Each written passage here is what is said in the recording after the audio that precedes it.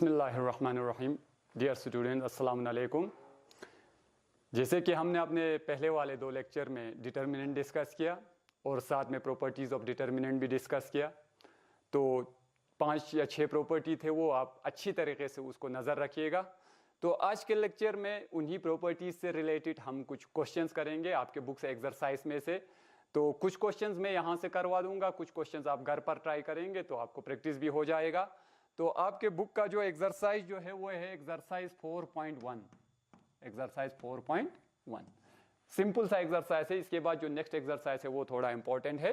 तो 4.1 में से कुछ चुनिंदा क्वेश्चंस करेंगे। जैसे कि यहाँ पर है एक क्वेश्चन नंबर 2 है।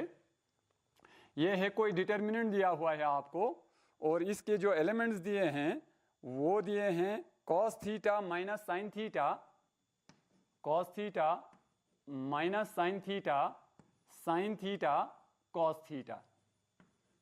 तो कहते हैं आप इस डिटर्मिनेंट का वैल्यू मालूम कीजिए।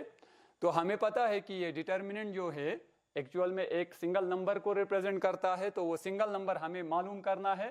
तो डिटर्मिनेंट को एक्सपेंड करने का तरीका ये था कि आप ये एरो जो है अगर ऊपर से नीचे की तरफ आएंगे तो प्लस साइन होगा, और एरो जो है अगर नीचे से ऊपर की तरफ जाए तो वहां पर माइनस साइन होगा, नेगेटिव साइन। तो ये हो गया cos theta into cos theta, cos square theta, फिर यहां से minus sine theta into sine theta हो गया माइनस साइन स्क्वायर थीटा। तो which is further equal to cos square theta plus sine square theta, तो which is a well known identity of trigonometry, आप जानते हैं। तो is equal to 1, is equal to 1। तो ये सिंगल नंबर रिप्रेजेंट करता है इस डिटर्मिनेंट को, इसका वैल्यू जो है वो 1 है। तो इसी से रिलेटेड कुछ और क्वेश्चंस करेंगे यहां से। हाँ, दूसरा एक क्वेश्चन है, इसका अच्छा सा क्वेश्चन है। हमने कहा था आपको कि जो डिटर्मिनेंट के जो एलिमेंट्स जो होते हैं वो नंबर्स भी हो सकते हैं, फंक्शंस भी हो सकते हैं। जैसे कि यहां पर फंक्शंस दिए थे एक ट्रिग्नोमेट्री। अब वैसा ही एक क्वेश्चन है यहां पर, x square minus x plus 1, एक क्वाड्रेटिक दिया है, एक्स माइनस 1, एक्स प्लस 1 और x प्लस 1। ये 3 एलिमेंट लीनियर में है और ऊपर वाला क्वाड्रेटिक फंक्शन है। तो आपको इसको एक्सपेंड करना है तो बिल्कुल वैसे ही जो हमने सीखे हैं, यहां से यहां मल्टीप्लाई करेंगे, यहां से यहां मल्टीप्लाई करेंगे, फिर बीच में जब ये यहां से यहां जाएंगे एरो, तो वहां पर आप माइनस साइन का ख्याल रखेंगे। तो ये आ गया x cube minus x square plus x square minus x plus 1, फिर यहां से minus x into x, x square minus x square. Sorry, हम डायरेक्टली कर देंगे, यहां पर एक आइडेंटिटी बन रहा है ये x plus 1 into x minus 1, x square minus 1, x square minus 1। तो which is further equal to, ये plus x square minus x square तो कैंसिल आउट, लाइक टर्म है, ये प्लस एक्स माइनस एक्स भी कैंसिल आउट हो जाएगा। आपको बचेगा x cube minus x square minus minus plus, और प्लस 1 हो गया ये plus 2। This is the required value of this determinant.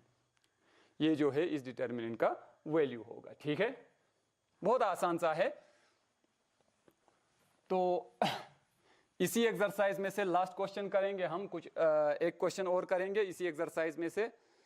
तो ये कहते हैं ऑर्डर 3 का कोई डिटर्मिनेंट उठाएंगे। हाँ, ये एक डिटर्मिनेंट दिया है आपको, एक डिटर्मिनेंट दिया है 101, 101, 012, 004।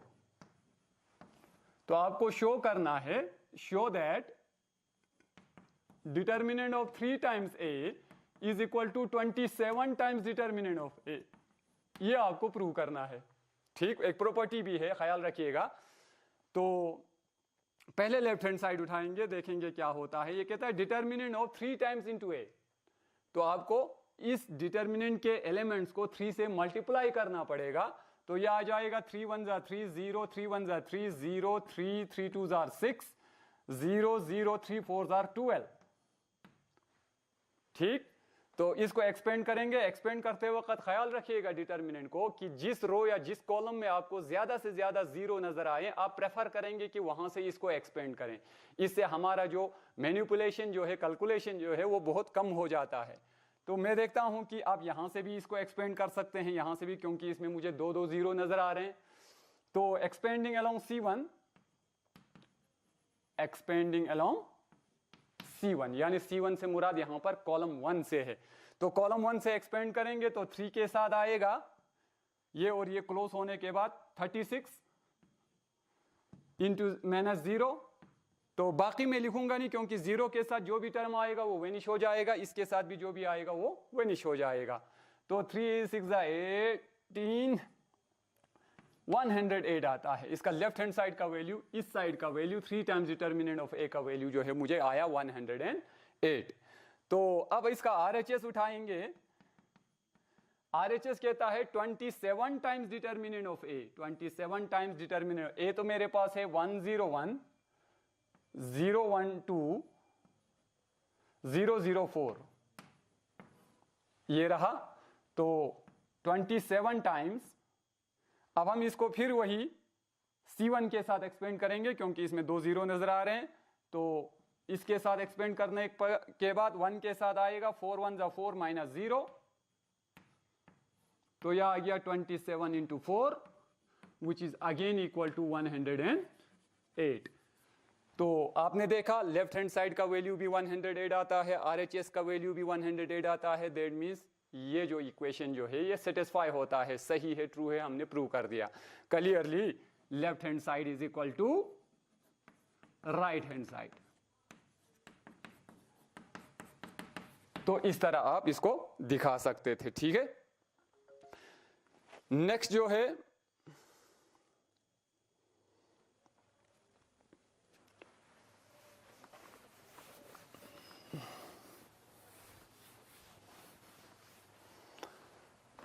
अब इस एक्सरसाइज में मुझे नहीं लगता हमारे लायक कुछ करने को बाकी है, कुछ बहुत सिंपल से क्वेश्चंस हैं, वो आप घर पर ही कर देंगे, ठीक है।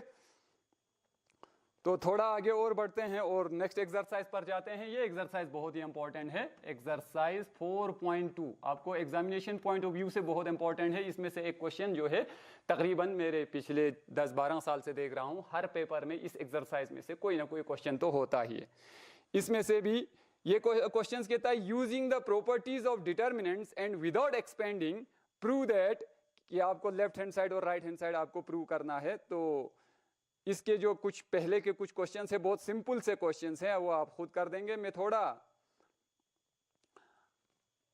अच्छे क्वेश्चंस पर जाता हूं। तो यहां पर है क्वेश्चन नंबर 4। पहले जो 1 2 3 क्वेश्चन है वो बहुत सिंपल है, आप घर पर कर सकते हैं। तो ये क्वेश्चन नंबर 4 कहता है using the properties of determinant without expanding prove that, एक डिटर्मिनेंट दिया है आपको 1 1 1 BC CA AB, और यहां पर दिया है A times B plus C, B times C plus A,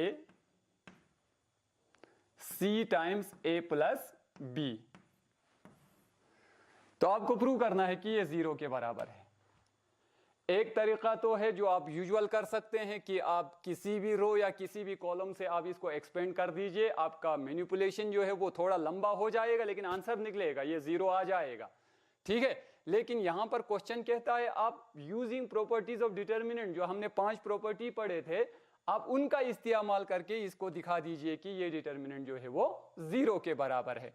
तो जो प्रॉपर्टीज हमने पढ़े हैं हम उन्हीं का ही इस्तेमाल करेंगे। तो लेफ्ट हैंड साइड इसका उठाएंगे, देखेंगे क्या होता है।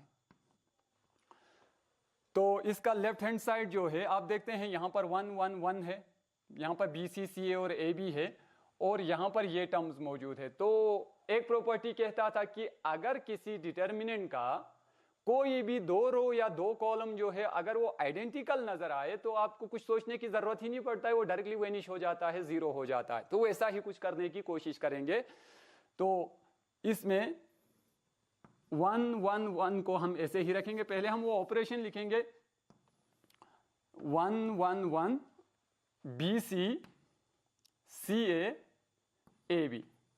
हम इसको मल्टीप्लाई करके देखेंगे कि ये क्या बनता है। ये बन गया AB प्लस AC, यह आ गया BC प्लस BA, और ये बन गया CA प्लस BC या CB। ठीक, अब एक प्रॉपर्टी था कि आप किसी भी दो रो या दो कॉलम को ऐड भी कर सकते हैं, उससे उसकी डिटर्मिनेंट पर कोई फर्क नहीं पड़ता वैल्यू पर, और इक्वी मल्टीपल किसी रो को किसी नंबर से ज़रब करने के बाद भी दूसरे के साथ ऐड कर सकते हैं, ये प्रॉपर्टी हमने पढ़ा था। तो क्यों ना हम इस कॉलम को इस कॉलम के साथ ऐड करेंगे। ठीक है, तो एक ऑपरेशन करेंगे C1 C2 plus C3 C2 plus C3, तो वी गेट C1 तो वैसे ही रहेगा, इसके साथ हमने कोई ऑपरेशन नहीं किया। C2 और C3 को ऐड करना है, तो C2 ये है और C3 यहां से आ जाएगा, तो ये बन गया BC plus AB plus AC, BC plus AB plus AC। यहां पर इन तीनों को जमा करने पर आएगा BC plus AB plus AC।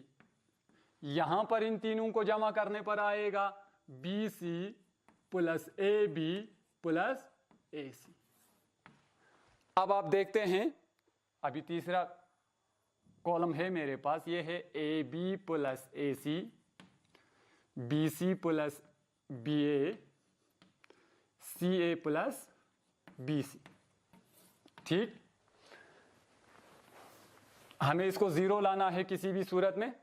तो अब आप इस डिटर्मिनेंट पर नजर दौड़ाएं तो आप देखते हैं कि ये जो कॉलम 2 जो है, C2 जो है, यानी इसका दूसरा वाला जो कॉलम जो है, वो बिल्कुल तीनों सेम है। तो हम इसमें से इस टर्म को, पूरे टर्म को बाहर कॉमन के तौर पर निकाल सकते हैं। तो taking BC plus AB plus AC, BC plus AB plus AC common from C2 we get, अगर हम C2 में से इसको बाहर निकालेंगे तो बाहर आ जाएगा ये BC plus AB plus AC, ये बाहर आ गया। अंदर क्या बच गया? 1 1 1 1 1 1, क्योंकि ये तीनों तो हमने बाहर निकाला। और यहां पर बच गया AB plus AC, BC plus BA और CA plus BC, CA plus BC। अब इस डिटर्मिनेंट पर अगर आप नजर दौड़ाएं तो यहां पर मुझे दो कॉलम जो है वो आइडेंटिकल नजर आ रहे हैं, C1 और C2। तो इसका वैल्यू हमने प्रॉपर्टी में पढ़ के आया, बगैर सोचे समझे आप बोल सकते हैं कि इसका वैल्यू डायरेक्टली वेनिश हो जाएगा, जीरो हो जाएगा, क्योंकि ये तो प्रॉपर्टी हमने पढ़ के आया कि इसका वैल्यू हो जाएगा BC plus AB plus AC into 0, because क्योंकि C1 and C2 are identical. तो अगर ये आइडेंटिकल है तो ये तो 0 हो गया, 0 into something is equal to 0, which is our RHS। ये हमारा RHS। बहुत सिंपल सा प्रॉपर्टीज ऑफ डिटर्मिनेंट इस्तेमाल करके आप इसको बिल्कुल आसानी के साथ प्रूव कर सकते हैं। अदरवाइज आप उस डिटर्मिनेंट को एक्सपेंड करते तो आप बहुत ज्यादा इसको मैनिपुलेशन करना पड़ता। तो यही फायदा है प्रॉपर्टीज ऑफ डिटर्मिनेंट का।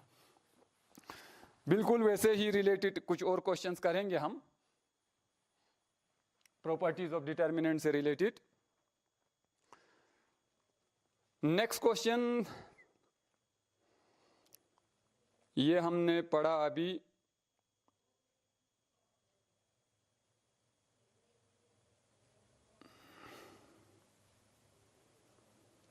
हाँ, यहां पर एक क्वेश्चन है very very important, question number 7। बहुत ही अच्छा क्वेश्चन है। By using properties of determinant show that minus A square ABAC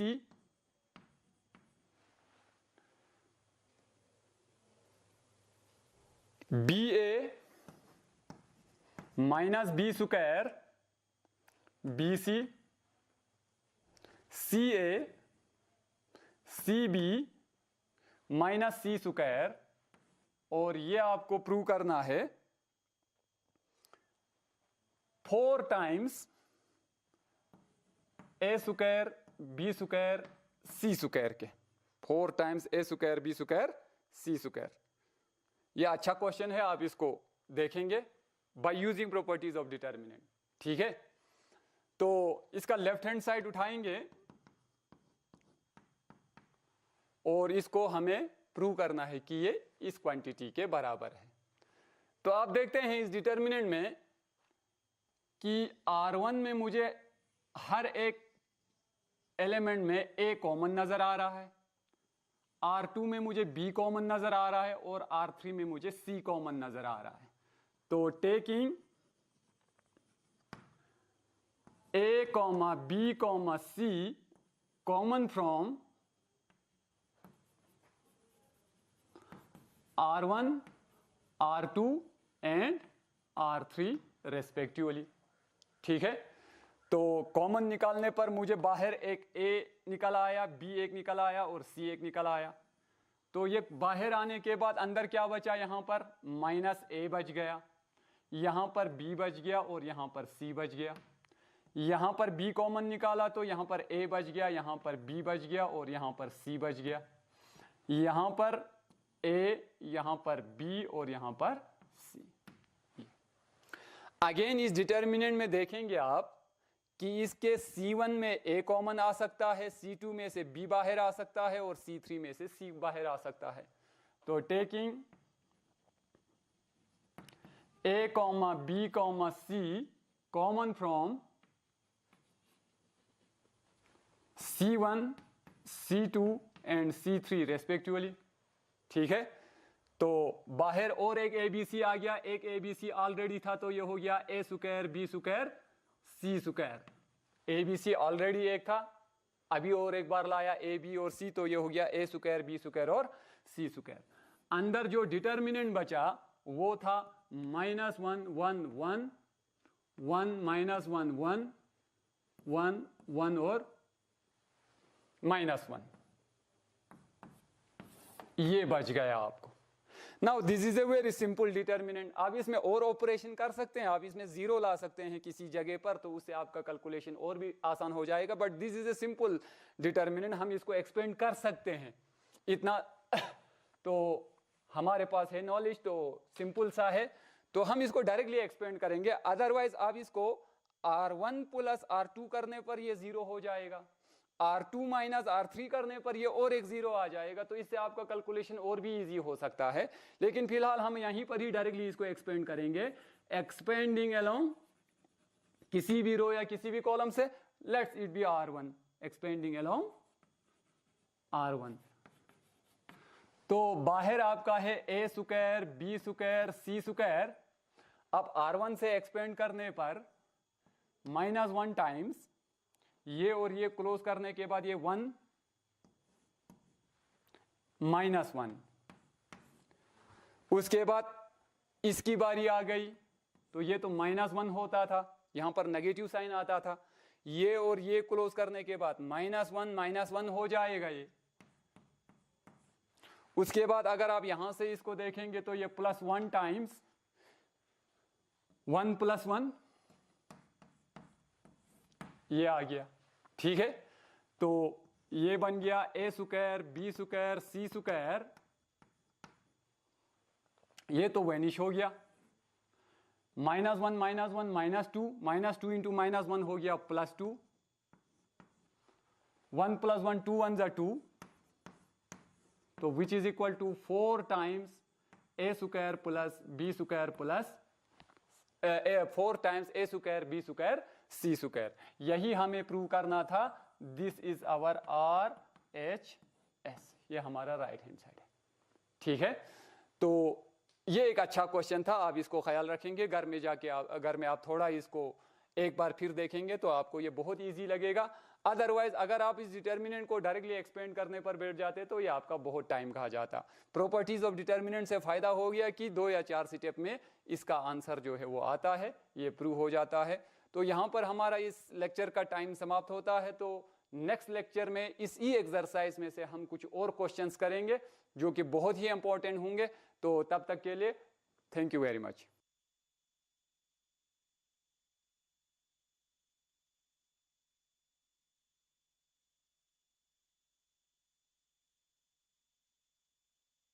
Hello students, I am